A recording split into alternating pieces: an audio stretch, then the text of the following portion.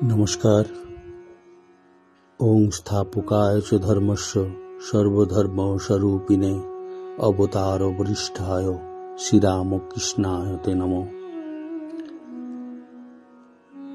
आज একটি সুন্দর পবিত্র দিন। ভগবান শ্রীরামকৃষ্ণ দেব মানব শরীর 50 বছরের তার জীবনকালটি সমাপ্ত করে আজকের এই পুণ্য দিনে 16ই আগস্ট তথা 31শে শ্রাবণ আজকের এই পবিত্র দিনটিতেই তিনি যেখান থেকে এসেছিলেন আবার সেই দেবলোকে প্রত্যাবর্তন করেছিলেন। মনুষ্য শরীর ত্যাগ করে দেব মানব একাকার করে আমাদের জন্য রেখে গেছেন তার বিগলিত আধ্যাত্মিক ধারাটি। তারই সন্ধানে আজ প্রাণারাম চ্যানেলে তাকেই স্মরণ করব। তার অন্তর্লীলা অর্থাৎ শ্রীরামকৃষ্ণ দেবের অন্তর্লীলা তথা সদানন্দের মেলা। এই পর্যায়ে আলোচনা করতে গিয়ে প্রথমেই আমি ধন্যবাদ জানাই এই চ্যানেলের যিনি দায়িত্ব গ্রহণ করেছেন। শুধু দায়িত্ব গ্রহণ নয়, দায়িত্বের সাথে শ্রীরামকৃষ্ণ দেব ভাবধারাটিকে বিশ্বময় ছড়িয়ে দেওয়ার উদ্দেশ্যে প্রাণারাম চ্যানেলে পবিত্রবাবু যে ভূমিকাটি গ্রহণ করেছেন তাকে আমি কুর্নিশ জানাই। প্রতিদিন এই সংকটময় জীবনে মানুষের পাশে তিনি শ্রীরামকৃষ্ণ দেবের আধ্যাত্মিকতার স্পর্শে মানুষকে পবিত্র করে চলেছেন। শ্রদ্ধাপূর্ণ নমস্কার জানাই ভক্ত সাধারণের প্রতি, যারা ভগবান শ্রীরামকৃষ্ণ দেবের জীবনটিকে সামনে নিয়ে এবং তার ভাবধারাতে আনন্দে, শ্রীরামকৃষ্ণ দেব যেমন কখনো নিরানন্দে থাকতে পারতেন না, কি তার বাল্যজীবন, কি তার সাধন জীবন, কি তার অন্তর্জীবন, সমস্ত জীবনটিতেই তিনি কখনো শোকের সম্মুখীন হননি, সর্বদাই আনন্দের হাট বসিয়েছেন। তাই তিনি আনন্দের মেলার সন্ধান দাতা বলে আমার মনে হয়েছে। এই শ্রীরামকৃষ্ণ দেব সম্পর্কে যদি আজকের এই পবিত্র দিনটিতে আলোচনা করতে যায়, অর্থাৎ তার অন্তলীলার দিকটিকে যদি আলোচনা করতে যায়, তার আগে অবশ্যই পেছনের কিছু অংশ আলোচনা করতে হয়। শ্রীরামকৃষ্ণ দেব জন্ম হয়েছিল 1836 খ্রিস্টাব্দের ফেব্রুয়ারি মাসের 18 তারিখে শুক্লা দ্বিতীয়াতে, ফাল্গুনের শুক্লা দ্বিতীয়াতে জন্ম হয়েছিল কামারপুকুর, হুগলি জেলার কামারপুকুর একটি ছোট্ট প্রত্যন্ত গ্রামে। কিন্তু গ্রাম্য জীবনধারায় জীবন যাপন শুরু করে 17টি বছর কাটিয়ে তার বাল্য লীলাটি কাটে ওই কামারপুকুর অঞ্চলে। তার মধ্য লীলাটি কাটে দাদার সাথে আসা কলকাতাতে দক্ষিণেশ্বরের মন্দিরের পূজা, তার সাথে সাধন এবং অবশ্যই নিজেকে সমৃদ্ধির সাথে বৃহত্তর জীবনকে এই আধ্যাত্মিক রসাস্বাদনে যিনি সিক্ত করবেন পরবর্তীকালে নয়, ভাবি কালকেও সেই শ্রীরামকৃষ্ণ দেবের সাধন জীবন তথা তার জীবনের মধ্যলীলাটি কলকাতার কাছে দক্ষিণেশ্বর মন্দিরে প্রায় 30টি বছর কাটে। 1855 খ্রিস্টাব্দ থেকে 1885 খ্রিস্টাব্দ পর্যন্ত। এই 1885 খ্রিস্টাব্দের মাঝামাঝির পর থেকে তার শারীরিক যে সমস্ত ব্যাধিগুলি দেখা দেয়, সেই সব নিয়ে কলকাতায় চিকিৎসার উদ্দেশ্যে চলে আসেন বাগবাজার অঞ্চলে। গঙ্গার তীরে তার একটি থাকার ব্যবস্থা হয়, কিন্তু সেটি তার পছন্দ নয়। দুর্গাচরণ মুখার্জি স্ট্রিটে ওই কাশী মিত্র শ্মশানঘাটের কাছাকাছি, সেখানে তাকে নিয়ে আসা হলে তিনি সেটি অপছন্দ করেন।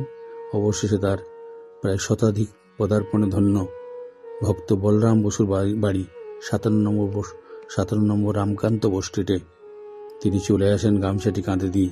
অর্থাৎ দুর্গাচরণ মুখার্জি স্ট্রিটের বাড়িটি তার পছন্দ নাও হয়, ভক্তদের জন্য তিনি বার্তা রেখে গেলেন যে ওই বাড়িতে অর্থাৎ গঙ্গার তীরে থেকে এখনই তার গঙ্গা প্রাপ্তি ঘটার সম্ভাবনা নেই। তার চিকিৎসার উদ্দেশ্যে দক্ষিণেশ্বরের স্যাঁতস্যাঁতে জায়গা থেকে তাকে কলকাতায় আনা হয়েছে ডাক্তারের চিকিৎসার জন্য। ঠিকই তিনি কলকাতায় এসে বলরাম বসুর বাড়িটিকে বলতেন তার আপন ঘরের মতো। তিনি যখন দরজায় প্রবেশ করছেন ওই 26শে সেপ্টেম্বর 1885 খ্রিস্টাব্দে, সেখানে তিনি বলছেন, এই বেশ ভালো, এটি আমার ঘরের মতো। ওই 26শে সেপ্টেম্বর থেকে 1885 খ্রিস্টাব্দের প্রায় 7 দিন ওখানে কাটান এবং 2রা অক্টোবর তার জন্য নির্দিষ্ট একটি ঘর দেখা হয়। সেটি হচ্ছে শ্যামপুকুর বাটি, যেটিকে বলা হয়। শ্যামপুকুর বাটিতে তিনি কাটান প্রায় 70 দিন। সেখানে চিকিৎসা তাকে করা হয়। তার পরবর্তীকালে কাশীপুরে তিনি চলে আসেন 11ই ডিসেম্বর 1885 খ্রিস্টাব্দ থেকে আমৃত্যু, অর্থাৎ তার শরীর যাওয়ার দিনটি পর্যন্ত কাটান কাশীপুরের ওই 90 নম্বর কাশীপুর রোড তথা লালাবাবুর স্ত্রী কাত্যায়নী দেবীর জামাই রাখালচন্দ্র ঘোষ মহাশয়ের বাড়িতে তিনি থাকার সুবাদে ওই বাগান বাড়িটি প্রায় 14 বিঘে জায়গা, সেখানে শ্রীরামকৃষ্ণ দেবের থাকার ব্যবস্থা হয় এবং সেখানে মুক্ত পরিবেশে তার চিকিৎসার ব্যবস্থা করা হয়। এই 3টি পর্যায় ছিল যদি বর্ণনা করতে যায়। তার প্রথমটি হচ্ছে বাল্যলীলা 17 বছর কামারপুকুরে কাটে, মধ্যলীলা সেটি দক্ষিণেশ্বরে কাটে, অন্তর্লীলাটি কলকাতার বলরাম বসুর বাড়ি, শ্যামপুকুর বাটি এবং কাশীপুরে কাটে। 16ই আগস্ট 1886 খ্রিস্টাব্দের আজকের পুণ্যদিনে তথা 31শে শ্রাবণ তার শরীরটি নির্বাপিত হয়, আমরা জানি, অর্থাৎ দেবলোকে তিনি প্রবেশ করেন এই আজকের দিনটিতেই। সেই রকম পবিত্র দিনেই আপনাদের সামনে উপস্থিত হয়েছি ঠাকুরকে নিয়ে তার অন্তর্লীলার বিভিন্ন দিকটিকে আলোচনা করার উদ্দেশ্যে। কিন্তু যে শ্রীরামকৃষ্ণ কেবলমাত্র একটি মানব শরীরধারী একটি আধ্যাত্মিক পুরুষই নয়, তার সম্পর্কে আলোচনা করতে গেলে শ্রীরামকৃষ্ণ দেব সম্পর্কে তার যিনি মধ্যমণি তথা মাথার মণি ওই স্বামী বিবেকানন্দ, যিনি তাকে তিল তিলভাবে পরীক্ষা নিয়েছেন, অনুভব করেছেন এবং পরীক্ষায় অবশেষে তিনি ফেল করেছেন, শ্রীরামকৃষ্ণদেব পাশ করেছেন। সেই শ্রীরামকৃষ্ণদেব সম্পর্কে তাকে যখনই কোনো কেউ আলোচনা করতে বলতেন, বিশেষ করে পাশ্চাত্যে তার ভাবটিকে পশ্চাত্যে প্রচার করার পরে যখন ভারতবর্ষে ফিরে আসেন, তখন যখন গিরিশ ঘোষ তাকে জিজ্ঞাসা করেন, যাকে তিনি যিশু বলে ডাকতেন, যে ঠাকুরের সম্পর্কে তুমি একটি পুস্তক রচনা করো না কেন? শ্রীরামকৃষ্ণদেব সম্পর্কে স্বামী বিবেকানন্দ অশ্বসিক্ত নয়নে সেদিন বলেছিলেন, এই অনন্ত ভাবময় শ্রীরামকৃষ্ণ দেবের এক একটি ভাবকে নিয়ে এক একটি উপন্যাস রচনা করা যেতে পারে, তাতেও শেষ হবে না। তাকে কি কোনো বইয়ের গণ্ডির মধ্যে বেঁধে রাখা সম্ভব? তিনি সেদিন যিশুকে বলেছিলেন, তুমি অন্য কোনো দায়িত্ব দাও, আমি হাসি মুখে পালন করব, এরকম কঠিন দায়িত্বটি আমায় দিও না। শ্রীরামকৃষ্ণদেবকে নিয়ে একটি বইয়ের মধ্যে সীমা করার ক্ষমতা আমার নেই অন্তত। তার সম্পর্কে বলতে গিয়ে ভগিনী নিবেদিতার কথাটি বোধহয় যথার্থ আমার মনে হয়। ভগিনী নিবেদিতা বলছেন তার আবির্ভাবের অভিনবত্ব সম্পর্কে, বলছেন ভারতীয় প্রজ্ঞা যে সত্য, ভারতীয় প্রজ্ঞা যে বৃথা বস্তু নয়, জগতের কাছে সেই সত্যের সাক্ষী স্বরূপ শ্রীরামকৃষ্ণ দেবের আবির্ভাব এই পৃথিবীতে। একথা অবশ্যই সত্য, আর কোনো দেশে তার জন্মগ্রহণ সম্ভব ছিল না। কিন্তু একথা সত্য নয় যে তিনি কেবলমাত্র বা একমাত্র ভারতের আত্মাকেই প্রকাশ করেছেন বা ভারতবর্ষের ভাব আধ্যাত্মিক চিন্তাটিকেই প্রচার করেছেন বা প্রকাশ করেছেন। তিনি সমস্ত মানুষের চিন্তন এবং মননের আত্মপ্রকাশ স্বরূপ আবির্ভূত হয়েছিলেন। ঐতিহ্যের আঙ্গিকে ভারতবর্ষ এক বৈচিত্র্যপূর্ণ দেশ, আমরা জানি। ইতিহাস সাক্ষ্য দিয়েছে ভারতের সংস্কৃতি শুধু সহিষ্ণু নয়, গহিষ্ণুতাও বটে তার মধ্যে রয়েছে। তাই ভারতের সংস্কৃতিকে শুধু সংখ্যাগরিষ্ঠদের সংস্কৃতি বলা যায় সমীচীন হবে না।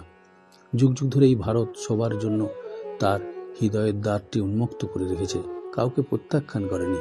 শ্রীরামকৃষ্ণ সেই ভারতের প্রতীক, তিনি ভারত আত্মা স্বরূপ। শ্রীরামকৃষ্ণদেবের মধ্যে সর্বত এক এবং বহুর মিলন সম্ভবপর হয়েছে। তিনি হিন্দুর হিন্দু, মুসলমানের মুসলমান, খ্রিস্টানের খ্রিস্টান। তাকে নির্দিষ্ট কোনো সম্প্রদায়ের গণ্ডির মধ্যে বদ্ধ করা যাবে না বা চলে না। আমার মনে হয় তিনি সকলের শক্তির আধার, তিনি সঞ্জীবনী সুধা রহস্বরূপ, প্রাণের প্রণোদনা স্বরূপ এবং পথপ্রদর্শক, নিত্য সত্য, আদি অন্তহীন, দৈবকালের দেশকালেরও ঊর্ধ্বে তিনি। অর্থাৎ শ্রীরামকৃষ্ণ দেবকে কোনো গণ্ডির মধ্যে বাঁধা বোধহয় সম্ভব নয়।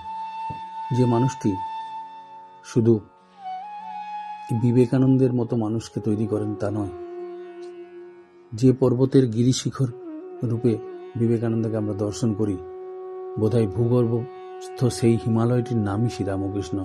অর্থাৎ শ্রীরামকৃষ্ণ দেব কোনো একটি ছোট্ট ভাবের নাম হতে পারে না। শ্রীরামকৃষ্ণ এক অলৌকিক এবং অতি অসাধারণ, সাধারণ মানুষ থেকে এক অসাধারণ জীবনযাপন করেছেন, যেটি আমাদের প্রত্যেকটি মানব জীবনে কর্তব্য এবং উদ্দেশ্যটিকে ইঙ্গিত বহন করে যায়। শ্রীরামকৃষ্ণ খুব শাস্ত্র পড়তেন না।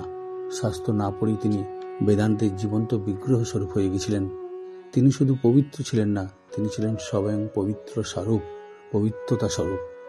তিনি বিভিন্নভাবে শ্রীরামকৃষ্ণ দেবের জীবনের মধ্যে দেখা যায় তিনি একসাথে মানব হয়েছেন, আবার দেবতা হয়েছেন। কিভাবে মানুষকে দেবতা হতে হয় তার একটি রূপরেখা তৈরি করার জন্যই যেন পৃথিবীতে তিনি এসেছিলেন। আবার মানুষ কিভাবে দেবতা হবে নয়, দেবতারাও মানুষ রূপে অর্থাৎ অবতার রূপে জন্মগ্রহণ করে কিভাবে মানবলীলা তাদের আধ্যাত্মিক সত্তাটিকে মানুষের সামনে তুলে ধরে এসে একটি আদর্শ তৈরি করে যাবেন বা আদর্শ রেখে যাবেন, তারও স্বরূপ তিনি ছিলেন। অর্থাৎ দেবতাকে মানুষ রূপে জীবনযাপন করে মানব জীবনযাত্রায় আধ্যাত্মিকতার পরিবেশটি তৈরি করে বা দেখিয়ে দেওয়ার উদ্দেশ্যে আসা দেবতাগণ, আবার মানুষকে দেবতা হতে গেলে কিভাবে জীবনযাপন করতে হয় সেটিরও তিনি যেন একটি আধার। অর্থাৎ বস্তুত একই সাথে শ্রীরামকৃষ্ণ দেবতা এবং মানব। একজন পার্ষদ স্বামী যোগানন্দজিকে শ্রীরামকৃষ্ণদেব নিজেই একবার জিজ্ঞাসা করেছিলেন যে তোর আমাকে কিরকম মনে হয়, সংসারী না সন্ন্যাসী? শ্রীরামকৃষ্ণদেবকে সেদিন যোগানন্দজি বলেছিলেন সন্ন্যাসীও নয়, মানুষও নয়। আবার তিনি সংসারী, আবার তিনি সন্ন্যাসীও। সন্ন্যাসীর পরাকাষ্ঠা এবং মানব জীবনের যে মনুষ্য জীবনে সংসারীরা যেভাবে জীবনযাপন করেন, প্রকৃত সংসারী হতে গেলে কি করা উচিত সেটিও যেন তিনি শিক্ষা দেওয়ার জন্য এসেছেন। একসাথে সন্ন্যাসীদেরও জীবনযাপন কিভাবে করতে হয় তার রূপরেখাটি যেমন তৈরি করে দিচ্ছেন, একজন প্রকৃত সংসারী হতে গেলে সংসার জীবনে থেকে কিভাবে ঈশ্বর লাভ করা যায় তার ইঙ্গিতটিও তিনি বহন করে দিয়ে যাচ্ছেন ভাবি কালের মনুষ্য সমাজের উদ্দেশ্যে। শ্রীরামকৃষ্ণদেব কোনো একটি মাত্র সত্তা, যে সত্তা মানুষকে কেবলমাত্র একটি দিককে তুলে ধরবেন তা নয়। এমন কোনো সমস্যা নেই যে সমস্যার সমাধান শ্রীরামকৃষ্ণদেবের দ্বারা সম্ভব হয়নি। তিনি সমস্ত সংগ্রাম, সমস্ত সমস্যার সমাধানে তিনি করে গেছেন পৃথিবীতে। এই সমস্যার সমাধানকারী শ্রীরামকৃষ্ণদেব তার জীবনে বর্তমান বিশ্বে তিনি একটি মহাবিস্ময়কর ঘটনারূপেই আমাদের সামনে উপস্থিত রয়েছেন আজ। তার আবির্ভাব যুগ প্রয়োজনে ছিল এবং সমগ্র মানব জাতির এমন কোনো সমস্যা অথবা জিজ্ঞাসা নেই যার সমাধান এবং উত্তর এই মানব জীবন থেকে, এই মহাজীবন থেকে পাওয়া সম্ভব নয়। তার জীবন এই যুগে ঘোর তমসার মধ্যেও বিরাট আলোক স্তম্ভ স্বরূপ। সংসারারণ্য থেকে দিগ্ভ্রান্ত যাত্রীর একমাত্র তিনি ধ্রুবতারা। দুরারোগ্য কঠিন ক্যান্সার রোগে আক্রান্ত শ্রীরামকৃষ্ণদেব সদা আনন্দময় বালকবৎ আচরণ করেছেন। কখনো ব্রহ্মানন্দ সাগরে মিনবৎ সন্তরণ করেছেন, তো কখনো ডুবুরির মতো সমাধিমগ্ন হয়ে ভাবসাগরে নিমজ্জন করেছেন। এমনিভাবে রত্নাকরের অতুল রত্ন গর্ভ থেকে কত মণিমুক্ত তুলে এনে এই ভক্তদের উপহার দিয়েছেন। যে দিব্য হাসি জগজন দুঃখ মোচনের কারণ হয়ে আজ বিশ্বময় তিনি বর্তমান রয়েছেন এবং ভবিষ্যতেও থাকবেন। শ্রীরামকৃষ্ণদেব কেবলমাত্র মানব জীবনে যে রাম এবং কৃষ্ণের স্বরূপ বলা হয়, তিনি আধুনিককালে তিনি কোনো রাক্ষসবধ করেননি রামের মতো, বা তিনি কোনো ব্যক্তির সাথে যুদ্ধও করেননি শ্রীকৃষ্ণের মতো, কিন্তু ওই সমস্ত কাজগুলি তিনি কিন্তু করেছেন অসত্যকে দমন করার জন্য এবং অপরাধকে দমন করার জন্য, অধর্মকে ধর্মে পরিণত করার উদ্দেশ্যে। সেটি অবশ্যই তার ভালোবাসার মন্ত্র বলে, ভালোবাসার আকর্ষণে ভগবানের অস্তিত্বকে যারা সন্দেহরূপ ব্যাধি জীবনে বহন করে বেড়াতেন, তাদের ব্যাধি বিনাশ ঘটিয়েছেন ভালোবাসার মন্ত্রের দ্বারা। ভালোবাসা তার জীবনের এক মন্ত্রস্বরূপ ছিল, সে মন্ত্রই তিনি দিতে এসেছিলেন আমাদেরকে। আমাদের ধর্মের সার সত্যটি হল, তিনি জীবনে কাউকে নেগেটিভ কোনো চিন্তা, ঋণাত্মক কোনো চিন্তা সরবরাহ করেনি। সহিষ্ণুতা এবং গুরুষ্ণুতার আদর্শই শ্রীরামকৃষ্ণ আদর্শ, যা স্বামীজি তার জীবনবৎ বিশ্ব সমক্ষে বলে খ্যাত হয়ে গেছেন, সেটির ইতিহাস আমাদের জানা আছে। শ্রীরামকৃষ্ণের জীবন আসলে চতুর্যুগ সমন্বয়, কর্ম, ভক্তি, জ্ঞান ও রাজযোগের সমন্বয় মাত্র। বেদান্ত দর্শনের 3 মূল ধারা তিনি, দ্বৈতবাদ, অদ্বৈতবাদ, বিশিষ্ট অদ্বৈতবাদ, এবং একই সূত্রে গাথা হয়ে রয়েছেন তিনি। তিনি এমন এক গুরুত্বপূর্ণ সমন্বয় জীবনযাপন করেছেন, যা পাশ্চাত্য ধর্ম, বিজ্ঞান, বর্তমান, অতীত এবং ভবিষ্যতের এক মেল বন্ধন স্বরূপ। আসলে আধুনিক কালে যে আধ্যাত্মিক ভাবগঙ্গাটি বয়ে চলেছে, আমার মনে হয় সেটির নামই বোধহয় শ্রীরামকৃষ্ণদেব। এই ভাবগঙ্গার উৎস থেকে মোহনা পর্যন্ত সমস্ত পথ জুড়ে রয়েছেন তিনি। আর এই ভাবগঙ্গার প্রবাহ যে ধারাটা, শান্ত, স্নিগ্ধ, পবিত্র যে ধারা, তার নাম শ্রী শ্রী মা সারদা দেবী। এবং এই তার মাঝে মাঝে যে তরঙ্গগুলি উঠছে, তার নাম কিন্তু স্বামী বিবেকানন্দ। অতীত সনাতন যে ভারতবর্ষের আদর্শ, বর্তমানে যে বৈজ্ঞানিক যে আদর্শে আমরা এগিয়ে চলেছি, ভবিষ্যতে যে অতি বৈজ্ঞানিক ভারতবর্ষের রূপটি আমরা দেখতে পাব, আসলে তার পূর্ণাঙ্গ নামটি শ্রীরামকৃষ্ণ। তিনি চির ভারত আত্মা, তার মধ্যে চির এক ও মিল বহুর মধ্যে মিলন সম্ভব হয়েছে। একটু আগে বলছিলাম তিনি মানব না দেবতা, তিনি সংসারী না সন্ন্যাসী, সেটি ডিফাইন করা বড় কঠিন। শ্রীরামকৃষ্ণদেব যদি আমরা তার পূর্ণাঙ্গ জীবনটিকে একটু প্রথমের দিকে আলোচনা করি, দেখব অবাক লাগে আমাদের। অহর্নিশি যে মানুষটির মধ্যে বারবার সমাধি হচ্ছে, মা মা বলে দিশেহারা হচ্ছেন, মা ছাড়া, ঈশ্বর ছাড়া যিনি কিছুই জানেন না, তিনি আবার স্ত্রীর জন্য গহনা গোলাচ্ছেন, অবর্তমানে স্ত্রীর যাতে ভরণ পোষণের জন্য কাগজ তৈরি করে রাখছেন, যাতে তার অসুবিধে না হয়। বলরাম বাবুদের সুদি কারবারে মাসিক রোজগারের জন্য ব্যবস্থা করে রাখছেন। গর্ভধারিণীর সেবার দিকে কোনো তার ত্রুটি থাকছে না। তাকে নিজে নিয়ে এসে দক্ষিণেশ্বরে ওই নহবতখানায় রেখেছেন, মায়ের সেবা করছেন। স্ত্রীকে দিয়ে নিজে মাতৃসেবা থেকে এতটুকু তার দৃষ্টি সরছে না। বেশি খরচ করে ফেলার জন্য স্ত্রীকে সতর্ক করে দিচ্ছেন। বাজারে কেউ কিছু কিনে ফিরছেন, ফাও না নিয়ে অমনি তাকে তিরস্কার করছেন। আবার দেখা যায় তাকে ভর্ৎসনা করে বলছেন, ভক্ত হবি তো বোকা হবি কেন? না দেখে দোকান থেকে কেউ হয়তো বিশ্বাস করে ভাঙা হাঁড়ি বা কলসিটি নিয়ে এসেছে, 5 দোকান ঘুরে কেন উচিত মূল্য দিয়ে সেটি নিয়ে আসছে না, তার জন্য তাকে ভর্ৎসনা করছেন। অর্থাৎ সংসারী সব গুণগুলি যেন তার মধ্যে রয়েছেন। আবার মুহুর্মুহুর তিনি সমাধিতে বিহিংস হয়ে যাচ্ছেন, মা মা বলে ঈশ্বর প্রসঙ্গ ছাড়া অন্য প্রসঙ্গ তার মধ্যে থাকছে না। বারবার নিজের স্বরূপটিকে চিনিয়ে দিচ্ছেন সকল জ্ঞানী ভক্তদিগকে। আসলে তার মধ্যে এই যে সংসারীর যে গুণগুলি থাকা দরকার, তার কর্তব্যপরায়ণতা, তার নিষ্ঠা, তার তীক্ষ্ণ দৃষ্টি সব দিকে থাকা উচিত, সেগুলিকে মনুষ্য সমাজে যারা সংসারী তাদেরকে ভালো সংসারী হতে সাহায্য করছেন। আবার দেখা যায় রানী রাসমণির বাগানে রয়েছেন, যে প্রথমের দিকে তিনি প্রসাদ খেতেন না, নিজে সপাকে অন্ন গ্রহণ করতেন। সেই শ্রীরামকৃষ্ণ পরবর্তীকালে দেখা যাচ্ছে প্রসাদের থালাটি না আসলে বা দেরি হলে খাজানজিকে আবার স্মরণ করে দিতে দ্বিধাবোধ করছেন না। আসলে সেগুলি তার ভক্তরা আসলে তাদেরকে তো দিতে হবে। ভক্তদের প্রসাদ দেওয়ার উদ্দেশ্যে সেই প্রসাদগুলি তো প্রয়োজন, তার নিজের প্রয়োজন না হলেও। অর্থাৎ যখন যেটি প্রয়োজন সেগুলিকে তিনি স্মরণ করে দিচ্ছেন বা করা উচিত বলে বিবেচনা করছেন এবং অপরকে সেটি করতে বাধ্য করছেন। কামারপুকুরে গিয়ে রান্নায় যদি 5 ফোড়ন না পড়ে, তার জন্য রামলালের মাকে রেগে গিয়ে কথা শুনে দিতেও ছাড়ছেন না। ধর্মজগতের মানুষ, অথচ তৎকালীন অচ্যুত পতিতা নারীদের দিকে তার কি নিষ্ঠাশীল দৃষ্টি। অচ্যুত পতিতা নারীরা তখনকার দিনে বেশ্যা বা বাইজি হিসাবে পরিচিত ছিল। তারা নাটক জগতে নাটক করলে তৎকালীন দিনে সমাজের শিক্ষিত মানুষরা সে নাটক দেখতে যেত না। শ্রীরামকৃষ্ণদেব তাদেরকে কৃপা করছেন, রঙ্গমঞ্চে নাটক দেখে তাদের কৃপা করছেন এবং নাটক যে লোকশিক্ষার একটি অঙ্গ সেটি বুঝিয়ে দিতে তিনি ছাড়ছেন না। অর্থাৎ শ্রীরামকৃষ্ণদেব একটি পূর্ণাঙ্গ জীবন, যেখানে সংসারী, সন্ন্যাসী, ঈশ্বরপ্রেমী সমস্ত কিছু মিলেমিশে একাকার হয়ে যাচ্ছে।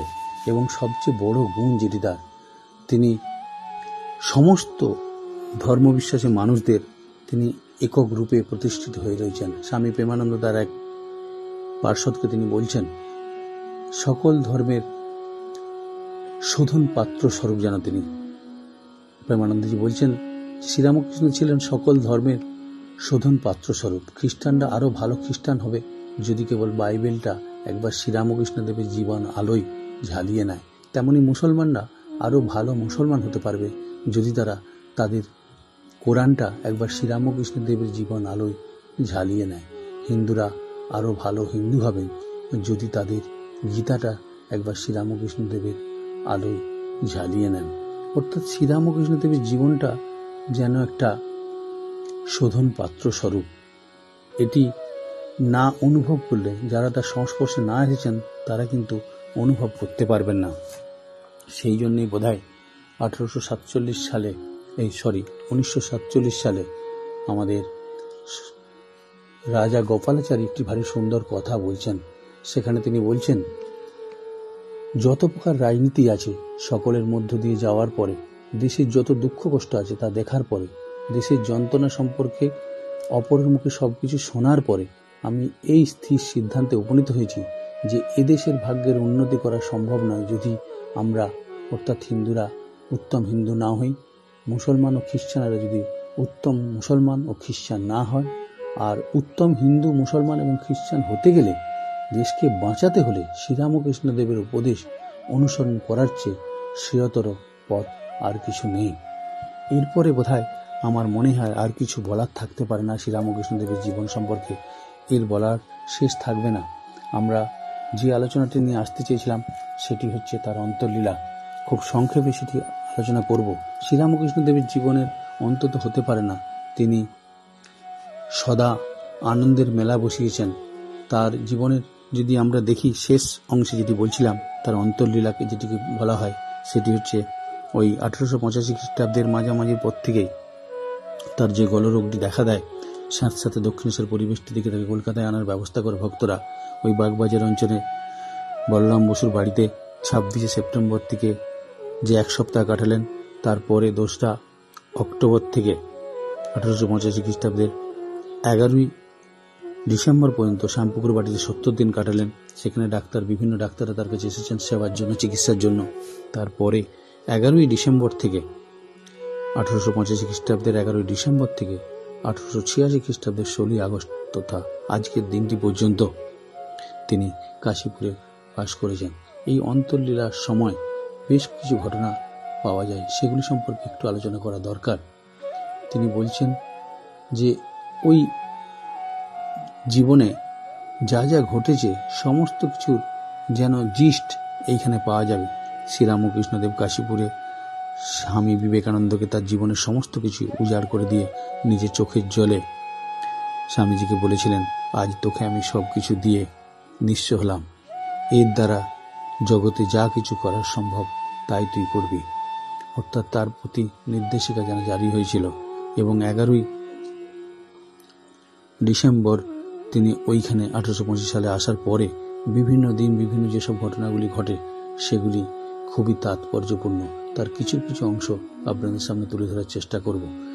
এই কথামৃত লীলা প্রসঙ্গ এবং অক্ষয় কুমারের যে পুঁথি রয়েছে, যে 3টি প্রামাণিক তথ্য আমরা পাই কথামৃতকার শ্রীম মাস্টার মশাই শ্রীরামকৃষ্ণদেবের সঙ্গ করেছিলেন মাত্র 1882 খ্রিস্টাব্দের 26শে ফেব্রুয়ারি থেকে আমৃত্যু অর্থাৎ 1886 খ্রিস্টাব্দ 16 আগস্ট পর্যন্ত ছিলেন।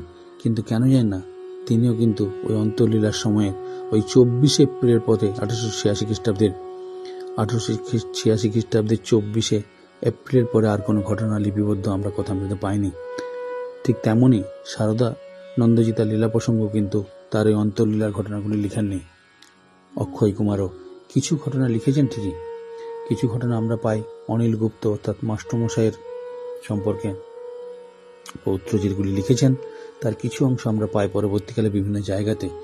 কিন্তু ওই দিনকার ঘটনাগুলি কেউ লিখেননি। শ্রীরামকৃষ্ণদেবের যেদিন শরীরটি নির্বাপিত হয় অর্থাৎ শেষ সময়কার ঘটনাগুলি কেউ লিখতে চাননি।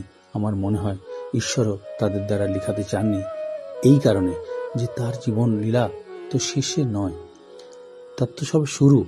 যেগুলি তিনি দিয়ে গেছেন 50টি বছর জীবনের মধ্যে, সেগুলি তো নতুন করে মানব জীবনকে আলোর দিশা সঞ্চারিত করবে এবং আলোর দিশায় আলোকিত করবে। তিনি কেবলমাত্র আলো সঞ্চারিত করবেন না, ভবিষ্যৎ ভাবী প্রজন্মকে যারা মনুষ্য জীবন ধারণ করবেন তাদের জীবনের উদ্দেশ্যগুলি কি, তার জীবন আলোয় ঝালিয়ে নিয়ে তারা মনুষ্য জীবনটিকে সার্থক করে তুলবে। এই উদ্দেশ্যেই তো তাকে থাকতে হবে। তিনি যুগ যুগ ধরে ছিলেন, আছেন এবং ভবিষ্যতে থাকবেন, এটি বোধহয় স্বাভাবিক। শ্রীরামকৃষ্ণদেবের জীবনকে আমরা যদি ওই কাশীপুরের জীবনে যদি চলে যাই, বিশেষ করে 7 দিন বলরাম বসুর বাড়ি থাকার পরে শ্যামপুকুর বাড়িতে ডাক্তাররা প্রতিদিন তাকে দেখতে এসছেন। সেখানে নটি বিনোদিনীকে তিনি কৃপা করছেন। নটি বিনোদী সাহেব সেজে তিনি ছদ্মবেশ ধারণ করেছেন শ্রীরামকৃষ্ণদেবকে আসার জন্য। খুব তখন তাকে সাবধানে রাখা হচ্ছে শ্যামপুকুর বাড়িতে, কোনো ভক্তরা যাতে বেশি ডিস্টার্ব না করে, ডাক্তারবাবু ছাড়া আর কেউ দেখতে আসবেন না। সেই সময় কিন্তু শ্রীরামকৃষ্ণদেবের কাছে ওই নটি বিনোদিনী কৃপা পাওয়ার উদ্দেশ্যে, যিনি স্টার থিয়েটারে তার কৃপা পেয়েছিলেন, তিনি ছদ্মবেশে এসে ঠাকুরকে পরিচয় দিচ্ছেন নয়, ঠাকুর তাকে চিনে ফেলছেন এবং তাকে তার কৃপা বর্ষণ করছেন। এটি এই শ্যামপুকুর বাড়িতেই ঘটে। শ্যামপুকুর বাড়িতে বিজয়কৃষ্ণ গোস্বামীকে দেখি তার স্বরূপটিকে চিনতে পাচ্ছেন। তিনি ঢাকা থেকে ফিরে এসে তার স্বরূপটি বর্ণনা করছেন। সেখানেও তিনি তাকে জীবন্ত দেখেছেন এবং তাকে চিমটি কেটে দেখেছেন পর্যন্ত। শ্রীরামকৃষ্ণ সর্বত্র সর্বব্যাপী এক সত্তা, সেটি এসে তিনি বলছেন 25শে অক্টোবর তিনি শ্যামপুকুর বাড়িতে এসে ঠাকুরের সামনে সমস্ত ভক্তদের বলছেন, যখন সকলে জিজ্ঞাসা করছেন কি দেখে এলেন, কি জেনে এলেন বা কিভাবে তীর্থ দর্শন করিলেন, বলে তীর্থ নয়, আমি দেখে এলাম কোথাও বা 1 আনা, কোথাও বা 2 আনা, এখানে কিন্তু 16 আনা। অর্থাৎ শ্রীরামকৃষ্ণ এক সত্তা, ব্রহ্মস্বরূপ এক সত্তা, যেন তিনি কোথাও টুকরো হয়ে রয়েছেন, কোথাও অংশ রয়েছেন 4 আনা 6 আনার মতো, কিন্তু এখানে তিনি পূর্ণাঙ্গ রূপে রয়েছেন, এটি বর্ণনা করছেন। আবার কাশীপুরের জীবনের দিনগুলি আরও সুন্দর। বিভিন্নভাবে লীলা প্রসঙ্গে লীলামৃতে বৈকুণ্ঠ সেন্টার লিখছেন। আগস্ট মাসে ঠাকুর বললেন ইচ্ছে হয় ইজের পরে দিস বাড়িতে খায়, সেই মতো ব্যবস্থায় প্রভু খুব আনন্দ করতেন। সেই সময় আসন্ন দেহত্যাগের সংখ্যা বুঝতে পেরে ঠাকুর সহধর্মিণীকে অর্থাৎ মাকে বলেছিলেন, তুমি কামারপুকুর থাকবে, শাক বুনবে, শাক ভাত খাবে আর হরিনাম করবে, কারো কাছে একটু পয়সার জন্য চিৎহাত করো না, তোমার মোটা ভাত মোটা কাপড়ের কোনো অভাব হবে না। বিভিন্ন ডাক্তাররা তার কাছে আশা করতেন তার চিকিৎসার জন্য। আমরা দেখেছি এই বিশেষ করে যখন তিনি বলরাম বসুর বাড়িতে থেকেছেন ওই 26শে সেপ্টেম্বর থেকে, তখন থেকেই কবিরাজরা তাকে বিভিন্নভাবে যারা দেখাশোনা করেছেন, তখন তাদের মধ্যে ওই দুর্গাচরণ সেন মহাশয় এবং তার ভাই, তারা 3 জনেই কবিরাজ ছিলেন। তারা তাকে দেখাশোনা করেছেন এই বলরাম বসুর বাড়িতে, তাকে চিকিৎসা করার জন্য বিভিন্নভাবে খোঁজ খবর নিয়ে গেছেন। এইখানে কাশীপুরে বিশেষ করে যারা আসা যা করতেন ডাক্তারদের মধ্যে অনেক ডাক্তারই তাকে চিকিৎসা করেছেন। সকলের হয়তো আমি একভাবে পরপর বলে আসা হয়তো অনেক সময় সাপেক্ষ, তাই বিশেষ করে যাদের নাম উল্লেখ করা প্রয়োজন। তাদের মধ্যে আমরা দেখব তিনি হচ্ছেন এই মহেন্দ্রলাল সরকার।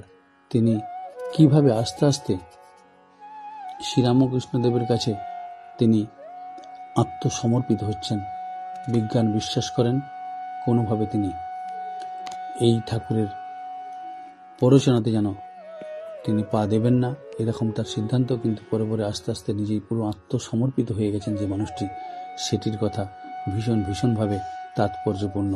এই শ্রীরামকৃষ্ণদেবের চিকিৎসার জন্য যারা এসেছেন তাদের মধ্যে রাজেন্দ্র দত্ত মহাশয়, অঙ্কুর দত্তের পরিবারের একজন হোমিওপ্যাথি ডাক্তার বিখ্যাত। তিনি সম্পর্কে অতুল ঘোষ গিরিশচন্দ্র ঘোষের ভাই, তার সাথে পরিচিত ছিলেন। তিনি ঠাকুরের যখন খুবই বাড়াবাড়ি, সেই সময় কিন্তু ঠাকুরের কাছে তাকে নিয়ে এসেছিলেন চিকিৎসার জন্য। তিনি বলেছিলেন যে যদি মহেন্দ্রনাথ সরকার মহাশয় আমাকে অনুমতি দেন তাহলে আমি একটু তার চিকিৎসা করতে পারি। তিনি নিজে একটি ওষুধ তৈরি করেছেন। সেই ওষুধটি নিয়ে এসে লাইকোপেডিয়াম 200, যে রোগীকে রোহিণী বলে কবিরাজরা বর্ণনা করছেন, যাকে ক্লার্জি ম্যান বলে ইংরেজি ভাষায় ডাক্তাররা তাকে বিবরণ দিচ্ছেন, আসলে সেটি ছিল ক্যান্সার রোগ। সেই ক্যান্সার রোগের চিকিৎসার জন্য বিভিন্ন ধরনের ওষুধ একটির পর একটু প্রয়োগ করা হয়েছে। সেখানে রাজেন্দ্র দত্ত ওই হোমিওপ্যাথি চিকিৎসার জন্য বিখ্যাত ছিলেন এবং মহেন্দ্রলাল সরকারের অনুমতি নিয়ে তিনি চিকিৎসা করেছেন। অল্প কিছুদিন ভালোও থেকেছেন। এবং আরও সবচেয়ে বিশেষ একটি তাৎপর্যপূর্ণ খবর, ব্রিটিশ শাসন চলছে তখন, মেডিকেল কলেজের অধ্যক্ষ ছিলেন ডাক্তার JM কোটস। তিনিও 25শে মার্চ 1886 খ্রিস্টাব্দে ভূপতিনাথ মুখোপাধ্যায় মহাশয় তাকে নিয়ে এসেছেন, নিয়ে তার চিকিৎসা করিয়েছেন।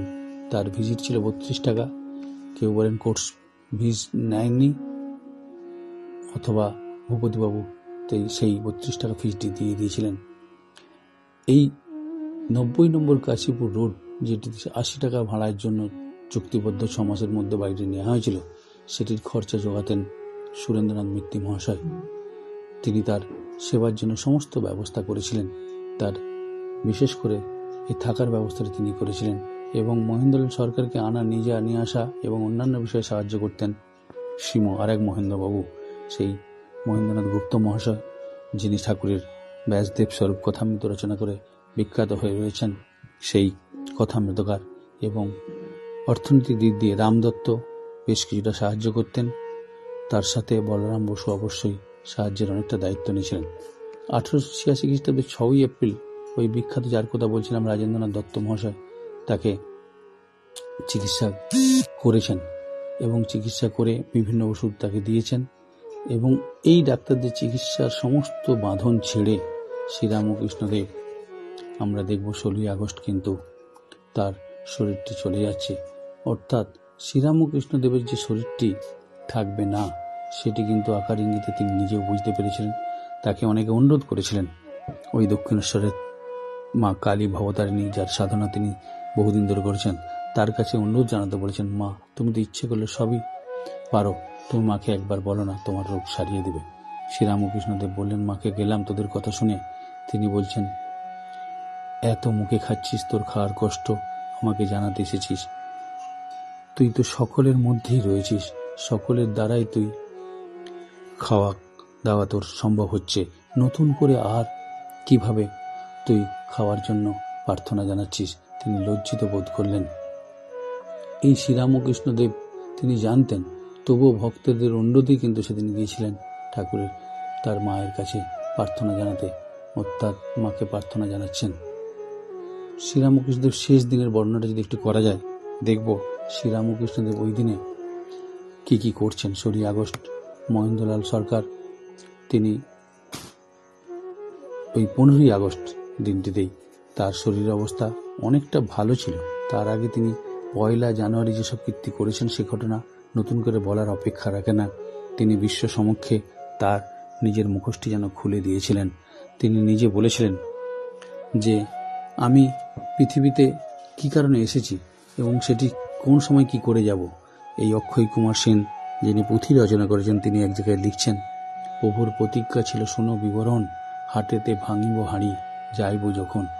যাওয়ার সময় তিনি যেন তার হাটে হাঁড়ি ভেঙে দিয়ে যাবে, তিনি যেন তার সমস্ত স্বরূপটি প্রকাশ করে দেবেন, আনন্দের মেলাটি একদম যেন উন্মুক্ত করে দেবেন। সকলে সেই সদানন্দের মেলাতে এসে নিজেদের আপন আপন কেনাকাটাগুলি করতে পারবেন, জীবন সংগ্রামে, জীবন পথে নিজেদের পাথেয়গুলি সংগ্রহ করে নিতে পারবেন। সেই জন্যেই 1 জানুয়ারি আমরা জানি কাশীপুর উদ্যানবাড়িতে সেই বিখ্যাত কল্পতরু উৎসবটি আজও সংঘটিত হয়ে চলে। কল্পতরুর দিনে সমস্ত আপামর ভক্তদের উদ্দেশ্যেই যেন তার আবির্ভাব। তিনি ওই শরীর অসুস্থ থাকার পরে প্রথম বোধহয় অনেক দিন পরে নিজে একটি লাঠি নিয়ে শীতের বিকেলে তিনি নিচে নেমে চলে এসেছিলেন এবং ভক্তসাধন, আমাদের মতো ভক্তসাধনকে কৃপা করার উদ্দেশ্যেই যেন তিনি সেদিন চলে এসেছিলেন। নেমে এসে তিনি সকলের উদ্দেশ্যে সেই অভয় অমুক বাণীটি তিনি দিয়ে গেছিলেন, তোমাদের সকলের চৈতন্য হোক। সেদিন কী ঘটেছিল অ্যাকচুয়ালি, চৈতন্যের ব্যাপারটি কি? কাশীপুরে সেদিনে ঠাকুরের বাণী তথা আশীর্বাদ বাণী যে তোমাদের চৈতন্য হোক, সেটি কেবল একদিন বা শুধুমাত্র একদিনের জন্য নয়। তিনি শুধুমাত্র কোটি কয়েক ভক্ত গিরিশ ঘোষ সহ 30 জনের জন্য নয়, বা সেই কালের জন্য শুধু নয়, আমরা যে যেখানে আছি সকলের জন্য, এমনকি যারা অনাগত তাদের জন্য, সকলের জন্য তার আশীর্বাদ চৈতন্য হোক। আমাদের মনে হয় চৈতন্য হোক কথাটা শুধু একটি গভীরভাবে ভাবতে হবে। কিসের চৈতন্য? আমরা তো জড় নয়, চেতন তো ছিলই, এবং চেতনের ধর্ম হলো চৈতন্য নিয়ে। তাহলে নতুন করে চৈতন্য বলছেন কেন? তার কারণ আমাদের যে চেতনা আছে সেই চেতনাটি নিম্নমুখী হয়ে রয়েছে সর্বদা, অর্থাৎ কখনো দেহের মধ্যে সীমাবদ্ধ বা যুক্ত, কখনো বা সেটি ইন্দ্রিয়ের সাথে যুক্ত, এইরকম চারিদিকে ছড়ানো ছিটানো রয়েছে। যখন তিনি প্রার্থনা করছেন বা আশীর্বাদ করছেন যে আমাদের তোমাদের চৈতন্য হোক, তার অর্থ আমাদের এই নিম্নগামী চেতনাকে ঊর্ধ্বগামী করতে চাইছেন, অর্থাৎ দেহ ইন্দ্রিয় সর্বস্ব মনকে ত্যাগময় হৃদয় মন ও ইন্দ্রিয়ের উত্তরণ স্রষ্টার সান্নিধ্যে ভোগবাদী ত্যাগ করে ঈশ্বরবাদীতে পৌঁছাতে আমন্ত্রণ জানাচ্ছেন। আমাদের যে চৈতন্য অনাত্মা ওতপ্রোতভাবে হয়ে রয়েছে, তাকে আত্মা বস্তুর দিকে আকর্ষণ করতে চাইছেন। এই আত্মবস্তুর দিকে আকৃষ্ট চৈতন্য মানুষকে পরম কল্যাণ লাভে, আনন্দ লাভে সাহায্য করবে, উন্নীত করবে, এটাই তার আশীর্বাদ। আমরা হয়তো বলবো তার জন্য ভগবানের দেহ ধারণ করে আসার প্রয়োজন কি? তিনি তো ইচ্ছা মাত্রই জগৎ থেকে এটা করিতে পারতেন। শ্রীরামকৃষ্ণদেব তার উত্তরে তিনি বললেন, তিনি কি করবেন না করবেন সেটা তার ইচ্ছাতেই ঘটে, অর্থাৎ তিনি লীলাময়। ঈশ্বর শ্রীরামকৃষ্ণদেবের দ্বারা যে কথাগুলি বলাচ্ছেন সেগুলি সমগ্র মানব জীবনের যেন উদ্ধারের একটি পথ। এইবার আসা যাক আজকের দিনটিতে কীরকমভাবে শ্রীরামকৃষ্ণ কী আচরণ করছেন। শেষের দিনে তিনি খুব খিচুড়ি খাওয়ার আগ্রহ প্রকাশ করছেন। তিনি বলছেন, মনে হয় হাঁড়ি হাঁড়ি খিচুড়ি খেয়ে নিই। আজ বোধহয় সেই জন্যই দেখা যায় ঠাকুরের জন্মদিনে বা ঠাকুরের উৎসবে বহু মানুষের জন্য খিচুড়ি প্রসাদের ব্যবস্থা করা হয়। 15ই আগস্ট তিনি শ্রাবণের শেষ দিনে একটু ভালো আছেন। বৈষ্ণব সান্যাল লিখছেন, বৈকুণ্ঠ সান্যাল মশাই লিখছেন, আজ ভাতের পায়েস খাবো শুনে সকলে আশ্বস্ত। ওই দিন ঠাকুরের বিখ্যাত উক্তি, ভিতরে এত খিদে যে হাঁড়ি হাঁড়ি খিচুড়ি খায়, কিন্তু মহামায়া কিছুই খেতে দিচ্ছে না। এই রকম তার হাসির কথাবার্তার মধ্যে তিনি বলছেন যে খিচুড়ি খাবেন। খিচুড়ি নিয়ে বেশ গোলযোগ হলো। সেদিনে মা নিজে খিচুড়ি রাঁধছেন, তার নিচের অংশটি ধরে গেল। মা তখন ভাবছেন একটি অমঙ্গলের কিছু কারণ হয়তো, সেই জন্যই বোধহয় এটি ঘটল। সত্যি তাই, সেটির জন্যই বোধহয় আমাদের অপেক্ষার সময় হয়েছিল। তিনি বিকেলের দিকে পরিস্থিতি কিছুটা স্বাভাবিক ছিল। শশী মহারাজ রামকৃষ্ণানন্দী দৌড়ে গিয়ে একজন ডাক্তারকে নিয়ে আসলেন। যখন শরীর একটু খারাপ বোধ হচ্ছেন, ডাক্তার নবীন পালকে ধরে নিলেন। ঠাকুর, আজ আমার বেশ কষ্ট হচ্ছে। ডাক্তারকে জিজ্ঞাসা করছেন, ডাক্তার সারবে তো? ডাক্তার নিরুত্তর হয়ে গেলেন। এই সময় ঠাকুর ভক্তদের বললেন, একেই না বিশ্বাস বলে। ভক্তরা বিশ্বাস করল না। তারা ভাতের মণ্ড নিয়ে এলো ঠাকুরকে। রাত্রি 9টার সময় হঠাৎ তার সমাধি হলো। নরেন সবাইকে হরিওম তৎসৎ কীর্তন করতে বললেন। সমাধি ভঙ্গ হলো রাত্রি প্রায় 11টায়। সেবক শশীর ইংরেজিতে রাখার নোট অনুযায়ী দেখা যাচ্ছে সেখানে পুরো 1 গ্লাস পায়েস পান করলেন। তারপর ঠাকুর নাকি বললেন, শান্তি হলো, এখন আর কোনো রোগ নেই। অভেদানন্দজি রামকৃষ্ণ ঠাকুরের স্বামী রামকৃষ্ণানন্দজি ঠাকুরের শেষ মুহূর্তে একটি বিবরণ লিখে গেছেন। সেখানে লিখছেন, 1টা বাজলে অকস্মাৎ তিনি একপাশে গড়াইয়া পড়লেন। তার গলায় ঘড়ঘড় শব্দ হচ্ছে। নরেন তাড়াতাড়ি তার পা লেপ ঢেকে দিয়ে নিচে চলে গেলেন, যেন এই কষ্ট তিনি আর সহ্য করতে পারছেন না। নাড়ি বন্ধ হয়ে গিয়েছে। আমরা সকলে ভাবলাম বোধহয় সমাধি হয়ে গেছে। সেই রাতে দক্ষিণেশ্বরের ঠাকুরের ভাইপো রামলাল দাদাকে খবর দেওয়া হলো। রামলাল দাদা ছুটে গেলেন। ব্রহ্মতালু গরম আছে তিনি দেখলেন। তোমরা একবার ক্যাপ্টেন উপাধ্যায়কে ডাকো না। বিশ্বনাথ উপাধ্যায় ওই নেপালের রাজার যিনি পার্শ্বদ এখানে থাকতেন, তিনি ঠাকুরকে মাঝে মধ্যে দেখাশোনা করতেন এবং অনেক টুকটাক জানতেন। তিনি তাড়াতাড়ি আসলেন। মেরুদণ্ডে গাওয়া ঘি দিয়ে মালিশ করে তার চেতনা আনার চেষ্টা করলেন। 3 ঘন্টা ধরে বেশ মালিশ করে কোনো ফল হলো না। তখন বুঝলেন এটি বোধহয় শেষের সময়, আর বোধহয় কিছু করা যাবে না। 16 আগস্ট সকালে মহেন্দ্রলাল সরকারের কাছে খবর গেল। মহেন্দ্রলাল সরকার সকালে বেশ কয়েকটি রোগী দেখে তিনি বুঝতেই পেরেছেন ঠাকুরের শরীর হয়তো চলে গেছে।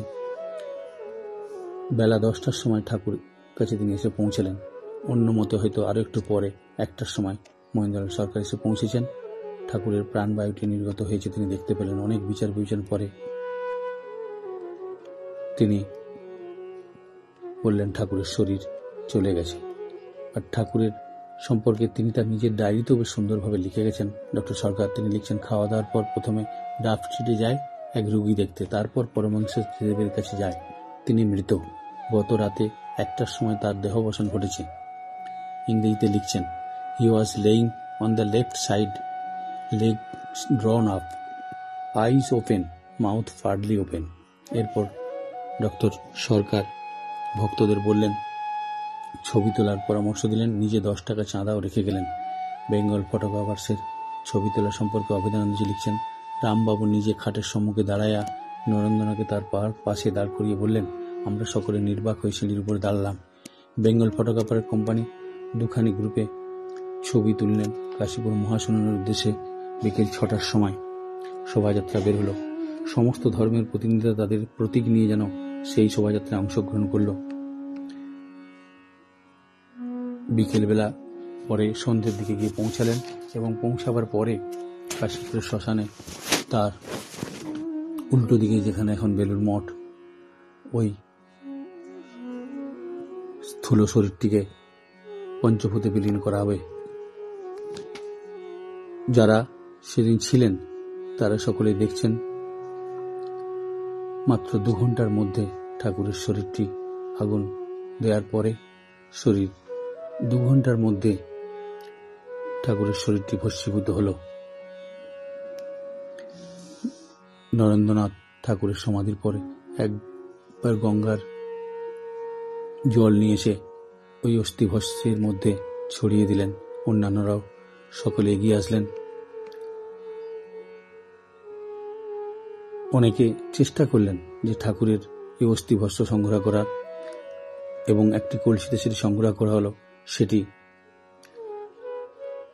যখন সংগ্রহ হচ্ছে, স্বামী বিবেকানন্দ বললেন, আমাদের শরীরটি বোধহয় সবচেয়ে তার অস্থি সঞ্চয়নের জায়গা হতে পারে। শ্রীরামকৃষ্ণদেবের শরীরে যে অস্থিগুলি ছিল সেগুলি আজ ভস্মীভূত হয়েছে। তা থেকে যদি একটি টুকরো নিজেদের শরীরের মধ্যে প্রবেশ করায়, আমার মনে হয় আমরা বোধহয় এর থেকে তার জীবন্ত সমাধিস্থল আর হতে পারে না। এসো আমরা সকলে তার পবিত্র দেহের ভস্য একটু করে খাই। নরেন্দ্রনাথ প্রথমে কলসি হতে সামান্য অস্থিগুঁড়া ভস্য জয় শ্রীরামকৃষ্ণ বলে ভক্ষণ করলেন। তারপরে অনেকেই সেটি করলেন।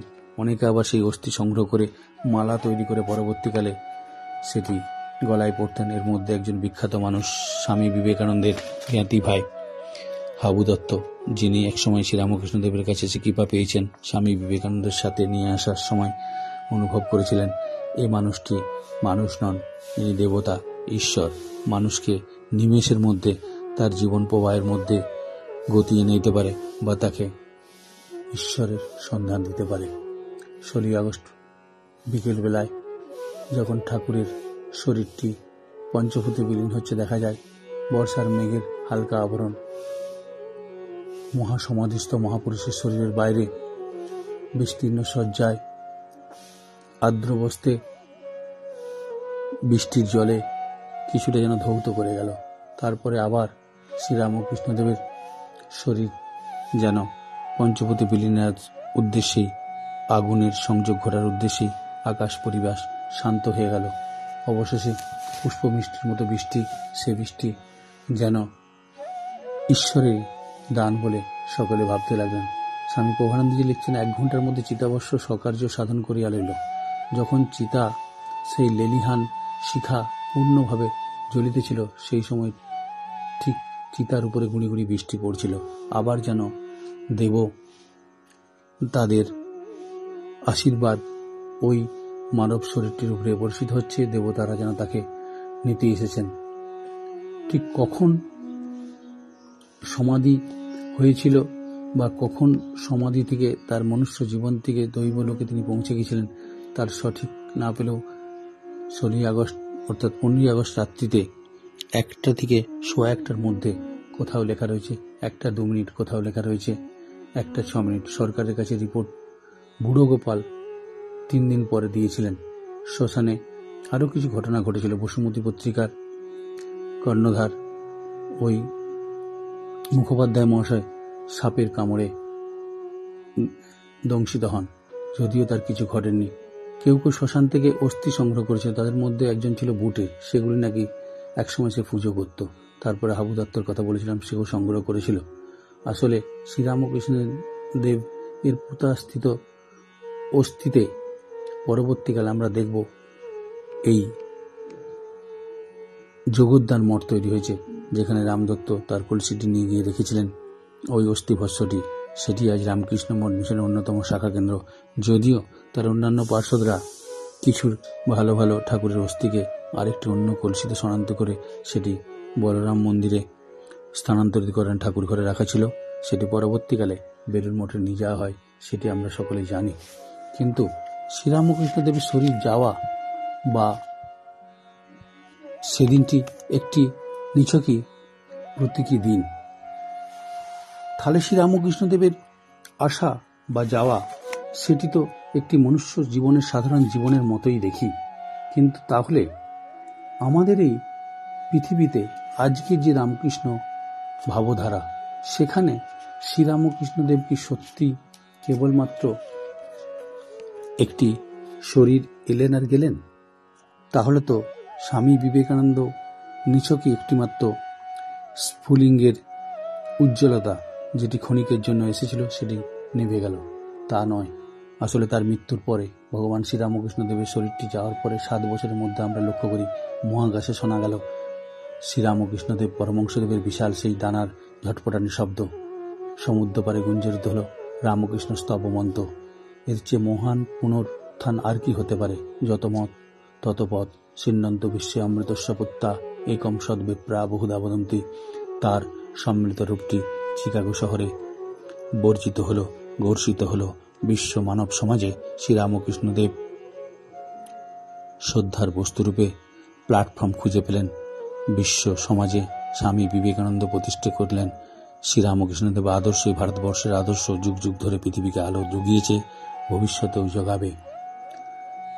আজকে আমরা যা দেখছি, আজকে যে রামকৃষ্ণ মঠ মিশনের হাসপাতাল, শ্রীরামকৃষ্ণদেব আসলে তার মানব শরীরটি, সূক্ষ্ম শরীরটি ত্যাগ করেছেন ঠিকই, কিন্তু শ্রীরামকৃষ্ণ কোথায়?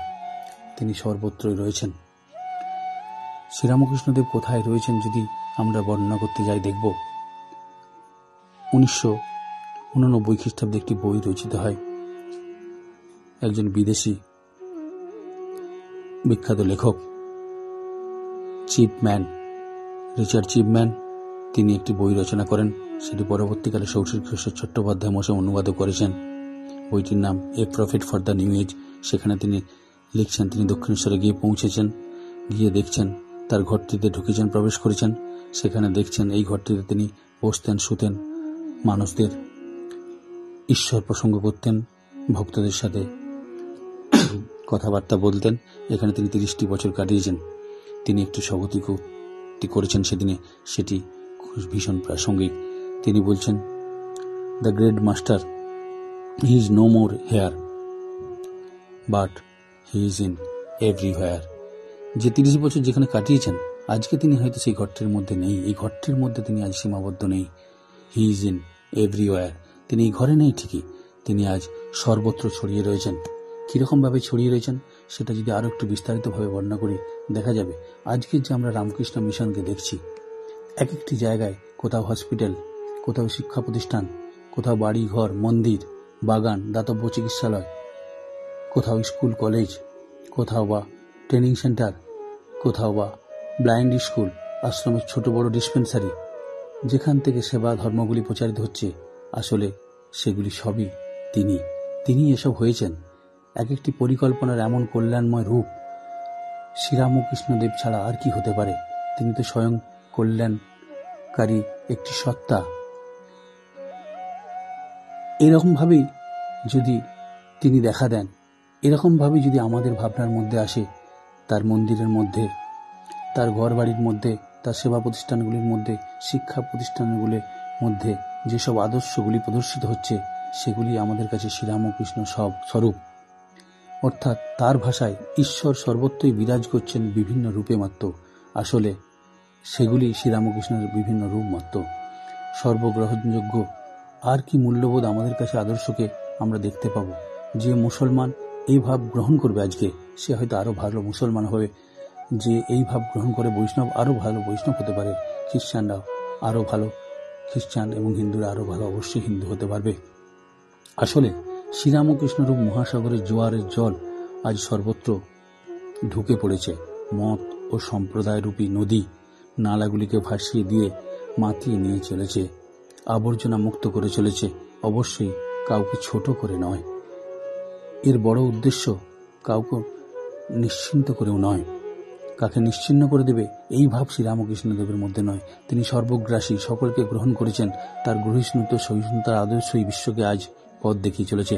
প্রত্যেককে নিজের স্বরূপের প্রতি শ্রদ্ধাশীলতা বজায় রাখতে তিনিই তো আদর্শ দিয়েছেন। আসলে স্বামী বিবেকানন্দকে শ্রীরামকৃষ্ণদেব চেয়েছিলেন একটি বটবৃক্ষ হোক, বটবৃক্ষ রূপে তৈরি হোক। তিনি আজকে আমরা যে রামকৃষ্ণ মিশন দেখছি, তিনি সেই বটবৃক্ষ রূপ স্বামী বিবেকানন্দ। তিনি বটবৃক্ষ নিজে স্বয়ং হয়েছিলেন কি না হয়েছিলেন সেগুলি আমরা ভাবতে থাকবো, আলোচনা করতে থাকবো, পড়াশোনা করতে থাকবো, সবই ঠিকই। কিন্তু তিনি শ্রীরামকৃষ্ণদেব রূপী বটবৃক্ষটির ছায়া ক্রমশ আমাদের মধ্যে প্রসারিত থেকে প্রসারিততর করে তুলেছেন। এই শ্রীরামকৃষ্ণ মঠ মিশন প্রতিষ্ঠা করে, যার তলায় আমরা সবাই আজ এসে মিলিত হতে পেরেছি বা পেরে চলেছি, এবং বসে জপ ধ্যান করে তাকেই স্মরণ মরণ করছি, এবং আমরা জুড়াবার জন্য সেই জায়গাটিকে বেছে নিই এক একটি মন্দিরে, প্রার্থনা গৃহে। রামকৃষ্ণ মিশন ভারতীয় ধর্ম, দর্শন, ঐতিহ্য, সংহতি কোনো কিছুকেই হারিয়ে যেতে দেয়নি। আসলে সেগুলি তো শ্রীরামকৃষ্ণ স্বরূপ। রামকৃষ্ণ মিশন না থাকলে বিবেকানন্দ একটি স্ফুলিঙ্গের উজ্জ্বলতা নিয়ে নিভে যেতেন অচিরেই। শ্রীরামকৃষ্ণ, বিবেকানন্দ, মা সারদা দেবী তাই ছিলেন, আছেন যুগ যুগ ধরে চিরতরে মানুষের হৃদয়ে জুড়াবার জন্য, মানব সমাজকে তার জীবন প্রবাহে সঠিক লক্ষ্যে পৌঁছাতে অবশ্যই শ্রীরামকৃষ্ণদেবের ভাবধারাটিকেই আকৃষ্ট করে চলবে যুগ যুগ ধরে। এই প্রার্থনা জানিয়ে, সকলের প্রতি আমার সশ্রদ্ধ নমস্কার জানিয়ে আজকের এই শ্রীরামকৃষ্ণদেবের অন্তর্লীলা তথা সদানন্দের মেলা আলোচনাটি শেষ করছি। সকলে ভালো থাকুন। আবার পরে অন্য দিন অন্য বিষয় নিয়ে আসব। ওম শান্তি শান্তি শান্তি। হরি ওং তৎসৎ। শ্রীরামকৃষ্ণার্পণমস্তু।